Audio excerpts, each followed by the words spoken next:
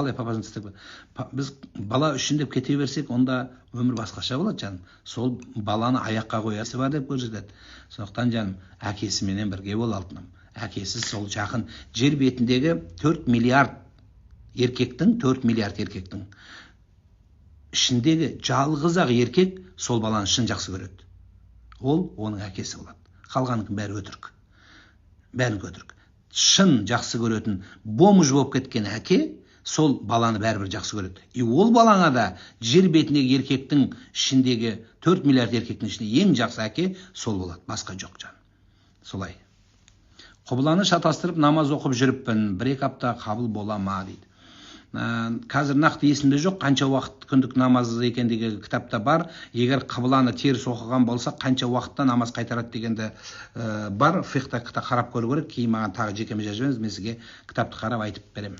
Нақты есімде жоқ. Бірақ қайтаратын намаз болады, және қайтпайтын намаз болады. Мысалы, жылдап оқыса қайтпайды, бірақ белгілі бір уақытқа дейін болса, онда намазын қайтарсын деген үкім бар. Қазір нақты есімде жоқ. Жаңаны жыл жөнінде айтыңызшы дейді. Бізде жоқ та, бізде просто эле календар алмашат.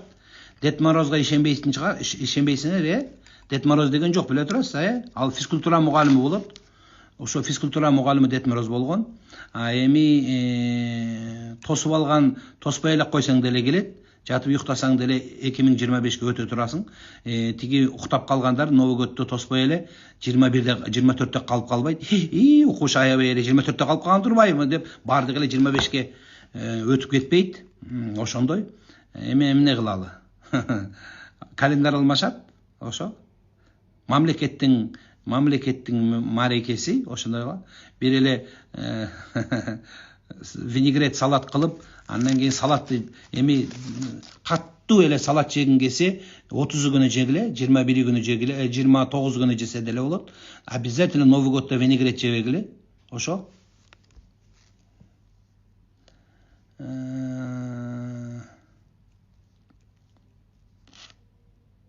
Электрондук намазбен окуса болама? Болады, кабыл болсун. Амансыз ба, сәлемет, неменем сізге барғаннан бері тілі шығып келеді, Алла разы болсын сізге, дейді. Алхамдулилля, Алла Тағала сөйлейді, әлі Құда қаласа, Алланы танытыңыз. Ол баланың сөйлегеніне қуанбай қойыңыз, мен сізге былай деп айтайын. Баланың тілі Алла деген сөзбен шықсын, атана деген сөзбен шықсын. Баланың тілі ұлтым, елім, жерім деген махаббатпен шықсын. Соны салатын сіз боласыз. Сіздің интеллектіңіз жоғары болсын. Сіз оқыңыз, қарындасым. Күйеуім намаз оқиды, бірақ та әйелмен сөйлесіп жүр. Мен Алладан кешірім сұраймын деп айтады. Сонда да намаз оқып жүріп кінә істеуге болады ма? Намаз оқып арақ іше беремін деген сияқты айттыңыз ғой. Әлбетте оныкі надандық, қателік, Құдай инсап берсін оған.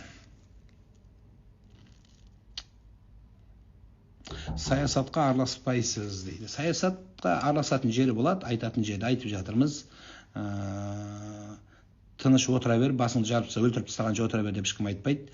Айтатын жері болады, айтатын орны болады, даналығы болады. Келіңіз. Оразаны 1-ші және 4-ші күн ұстағанның пайдасы пайғамбар саллаллаху алейхи вассалам ұстаған, бұл жақсы нәрсе. Бірақ міндетті емес. Ең жақсы 1-ші, 4-ші күн ұстаған адам қаза оразасын ұстаса жақсы болады, егер қазасы болса. Оразаның басында 3 күн ұстауға бола ма? Сонда 3 күн, қалай дейді? Басқа күндері қармаса болбойды. Бола береді, любой күні. Эми напил оразон жұма күні қармашқа болбойды. Эми болбойды дегенде қандай? Макру болады. Макру деген эмне? Макру деген нежелательный. Ошо чом қандай десем болады? Сооп көп болады ошон үчүн. 15 жыл ұстамаған оразаны дейді, қалай өтеусен болады? Қолың бос кезде ұстай бересің. Любой күні қолың бос кезде ұстай бер. Понедельник, вторник, среда, четверг, пятница, суббота, воскресенье ұстай бересіз. Қай күні, любой күні қалаған күні қазаны ұстай бересіз. Қазаға проблема жоқ.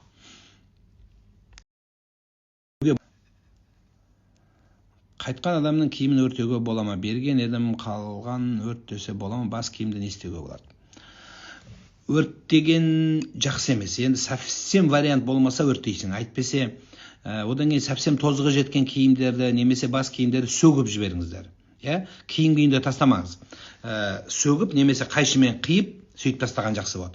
Мысалы айтайық, киімдер ескіреді ғой, енді қазір киім оңайлықпен ескірмейді, тряпкаларды күшті. Білмеймін, бұрынғыдай тозған киім көрмей жатырмыз. Просто надоел болғаннан кейін лақтырып жіберіп жатыр.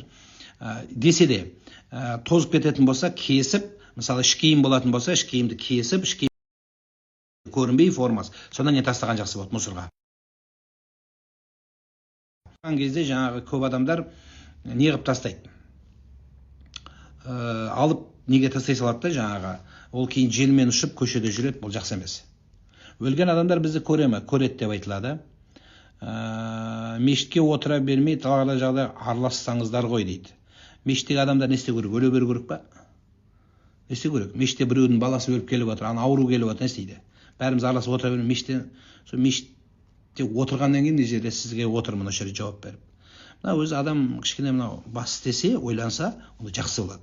Біріншіден араласып не істеу керек? Сен оны білмейсің ол жерде не болған. Адамдардың айтқан сөзіне ілесе бермеңіздер. Болмаған нені тарата бермеңіздер. Ақпараттарды, оны талай айтқанбыз. Сау басыңа біріншіден сақина тілейсің, екіншіден білмеген бәлені елдің ішіне таратудың өзі адам өлтіргеннен үлкен күнә. Сондықтан мен білмеймін ол жерде қалай болған, сен де білмейсің ол жерде қалай болған. Сондықтан бүйректен сирақ шығар, бана лепілдеп айтқандардың сөзін лепіре бермеңіздер. Сол лепіріп кеше қаңтардағы оқиғада Қазақстанды бүкіл басқа біреудің қолына жығып бере жаздадық. Сондықтан сондай лепірмені қою керек. Бүйтіп жатыр, ютубты қасақ қойыпты, бүйтіп қойыпты, сөйтіп қойыпты деген әр нәрсенің өзінің орны. Мен де жүрегім ауырып отыр, мен де қазақпын, мен де бала өсіріп отырмын. Сол үшін сенің істеген жақсылығыңыз осы жерде бәріміздің. Өз қара басыңызға, семьяңызға ие болып алыңыз. Ең жақсысы сол болады. Білмейсіз ол жерде біреу мынандай көрсетсе, мынандай сөйлеп жатырмыз, мынандай ол жерде қандай болғанын білмейсіз. Кім кімді боқтап, кім кімге бірінші пышақ сұққанын сіз де білмейсіз, мен де білмеймін. Біздің елімізде Құдайға шүкір біз зерттейтін адамдар бар, барлығының бала шағасы бар. Сондықтан заңдылық өзін несін шешімін айтады. Лепіріп анда видеоны анда таратып, мында видеоны мында таратқанды қойыңыздар. Дүрліктірген үстіне басқа нәрсеңізді, иманымызды, өмірімізді дүрліктіңіз. Мен де жүрегім ауырып жатыр, немен бітер екен, мынау қалай болар екен деп.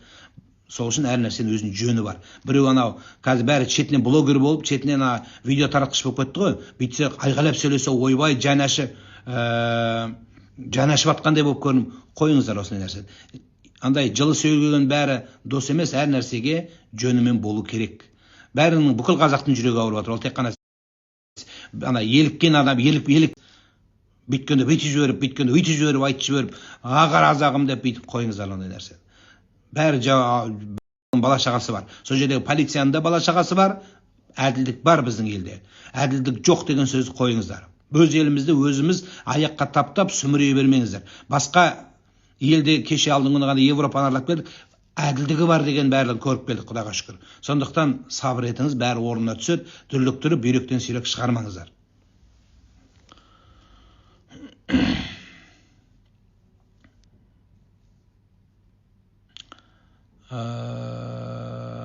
Аға, шын ғой, мен өзім оралман қазақпын дейді.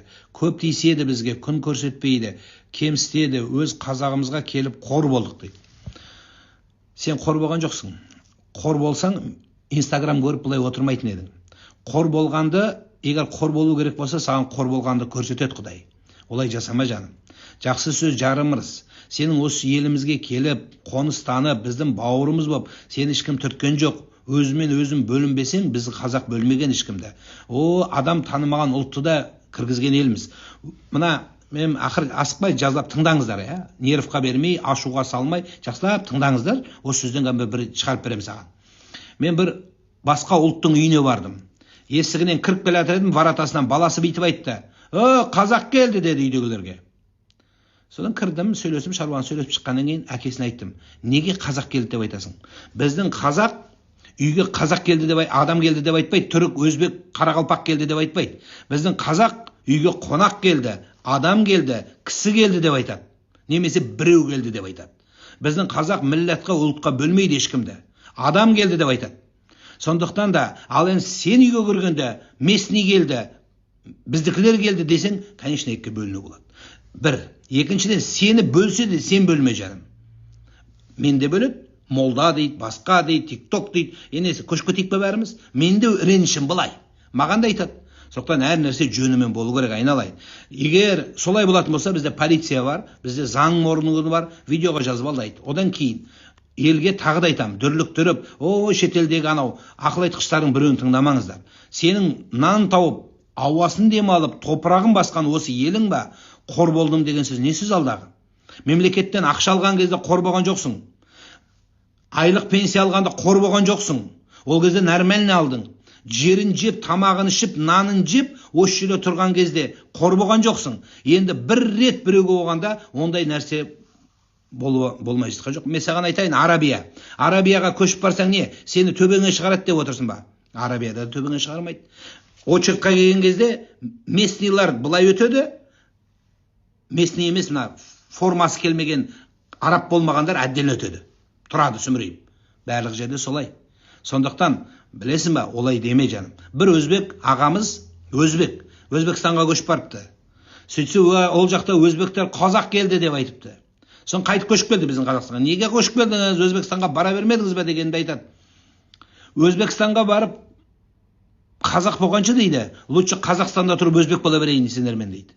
Мәселе